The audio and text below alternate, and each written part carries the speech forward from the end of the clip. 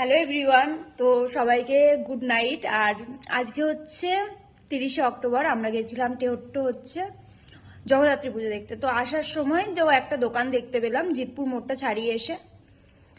সেখানটা হচ্ছে pizza fried item বিক্রি হচ্ছিল, তো আমরা সেখানে দাঁড়াই রীতিমতো।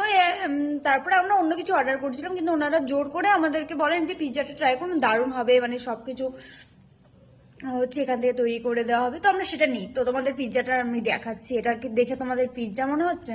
বেকও হয়নি ঠিক করে, দেখতেই পাচ্ছ। তো যাই হোক, মানে পিৎজাতে অরিগানো চিলি ফ্লেক্সের কোনো ব্যাপার নেই। 270 টাকা পিৎজাটা নিয়েছে, মানে গুনে 10 পিস। চিকেনের সাইজটাও তোমাদেরকে দেখাচ্ছি, এই দেখো, এইটা হচ্ছে চিকেনের সাইজ। আর বিহেভিয়ার এত বাজে, বলার মতো না। তো আমি বলতে চাইছি তোমরা কোনোদিন ওই দোকান থেকে কিছু ট্রাই করো না, তাহলে ঠকে যাবে। এইটুকুই ভিডিওটা।